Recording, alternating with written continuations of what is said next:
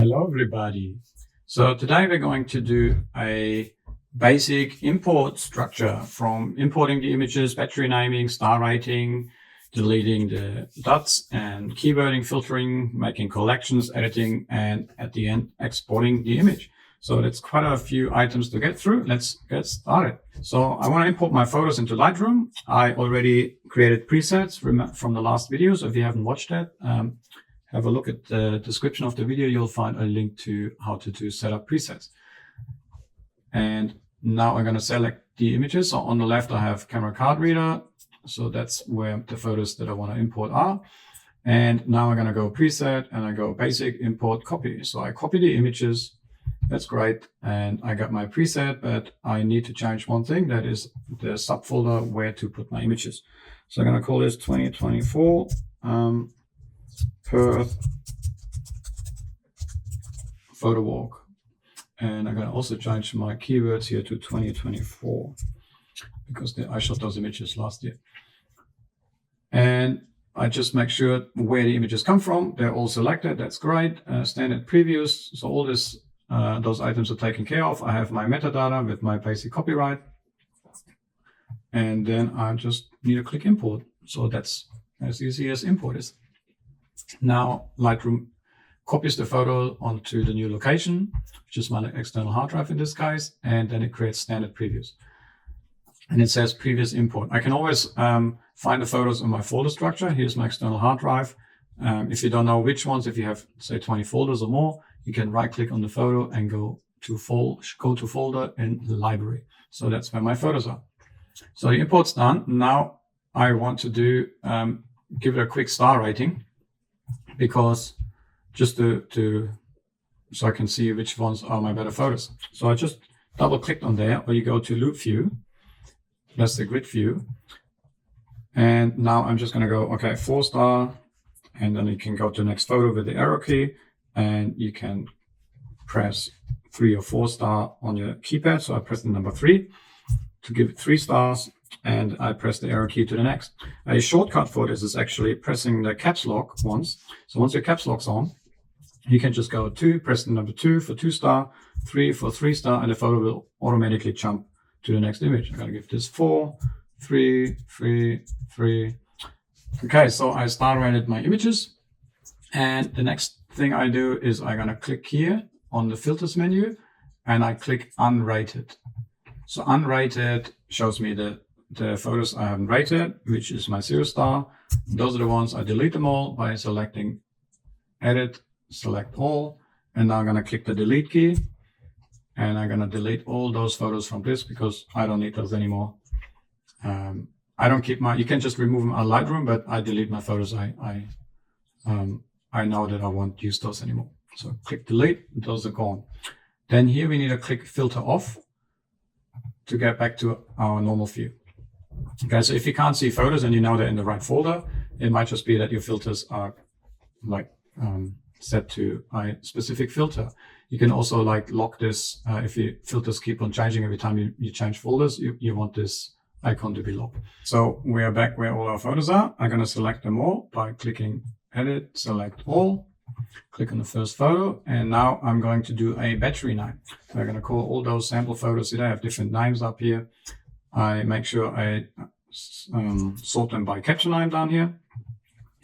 And then I'm going to click library, rename photos, or F2 for the keyboard shortcut. Click on there, and I select my preset, which was name, number, custom text. So I got name, number, got the date here when I took those photos. And I'm going to just start with number 1 at the end. And my custom text is going to be Perth. Oops, I still have caps lock on, so I better change that. Perth photo walk. Okay. And down here is an example of your file name, and you see that I forgot a underscore just to separate my date, my number, and my description out. Okay, then I click OK, and all my photos are now date, number, and numbers 1, 2, 3, and it goes all the way to 28. So if you have 1,000 photos, it goes all the way to 1,000. Okay, so if you want to get out of selecting all, you can press the Command D or Control D, and then just click on an individual photo. Next, we're going to add a couple of keywords. So all those are tagging the cities. I'm going to go and add the keyword Perth into it.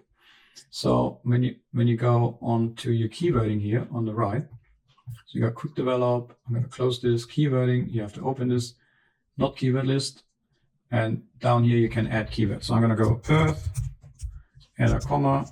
You can press enter too, then photo walk. Those are taken as a key. So I'm going to just select those as a key. Then I go to the next side, all those on the next side. So you can click those on the next side. Like very. You see this, and you got Perth next time. So, okay. So if I now go up here and I go search for text, which is another preset I created in the previous video, I'm just going to go, I'm going to go skyline. And then now I see all the photos that I tagged with the keyword skyline. So if you just want to see your filters from, say, Elizabeth Key, you just type Elizabeth, and then those photos will show up in the keyword list here, as in the ones that are keyworded. So if I go ferry, for example, I can only see the ferry photos. So now I'm going to put all my ferry photos into a collection. I go 1, 2, 3, 4. I select them all, Command A or Control A, and I go down here to collections and I start creating a new collection, and I'm going to call it ferry. So include the selected photos. I have to tick that, and I'm going to go click OK. And now only those photos that I add to the collection are in the collection. So if those are folders and those are collections. The difference is if a collection are loosely, they basically only exist within Lightroom. They don't exist on your hard drives. So if I delete a photo, I click on it, I press delete, it's just going to get removed from the collection. So if I label this yellow, which I can do by pressing the key of 7, and I go press delete, that photo is gone. So if I right click and I go show, go to photo, go to folder in library, then I see that my yellow photo from before, that's still in my library. So I haven't deleted the photo, I just added them to the collection. So if I turn my filters off, I can add any photo I want into those collections. I'm gonna make another one now with 4 stars. So those are all my 4-star images. I'm gonna click Control A again, select all, go to collections, and I already made a 4-star collection, but you can go here, press plus and press create collection, and then just drag them down here into the 4-star. So all those photos are added into the 4-star collection, as you can see. If I go click filters off, I see there are all the photos, and here are the 4-star photos. Yeah, so there's different ways how we can filter photos and select photos. One of them is adding 0 to 5 stars, which is something that I really like. And if I want to edit photos, if I go on my 4 stars here, 4-star, I really want to edit this one. If you can't see a photo, you can make it large on the thumbnail down here. I want to really edit this one, so I'm going to click P for pick. I can also give it a color rating, say 6 for red. So 7 is yellow, 8 is green, and 9 is blue. So you can just quickly add a color label just by pressing those buttons or clicking down here. Okay. And I want to edit this, I want to edit that. So I'm going to press the number 6 or the red label. And I also want to edit this one. Okay. So up here, when we're already filtering, we can just click on the red ones and we say, oh yeah, I want to filter those. I'm going to drag my 3 photos onto my, I have Perth to edit.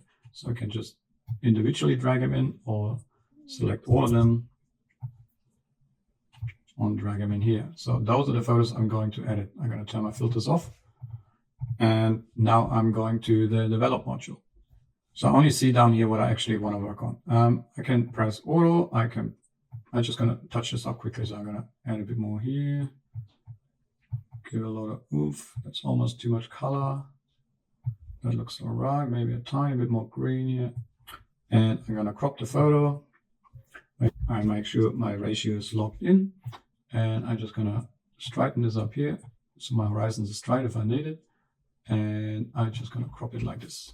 But see how much how many pixels I'm actually throwing out here. So ideally, you photograph that you don't have to crop too much.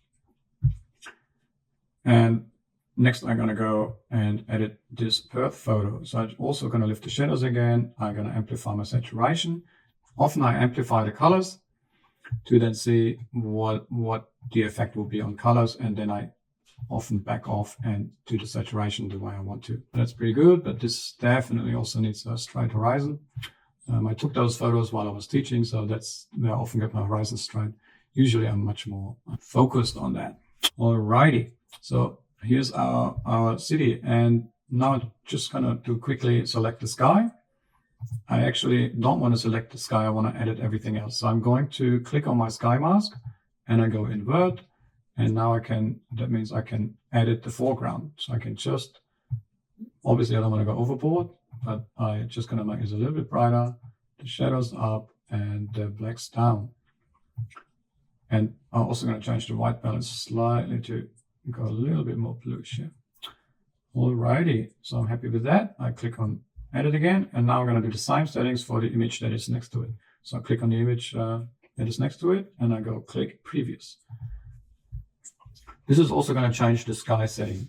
And obviously I need to go to crop, press reset, but all the other settings are copied across, which in this case doesn't work.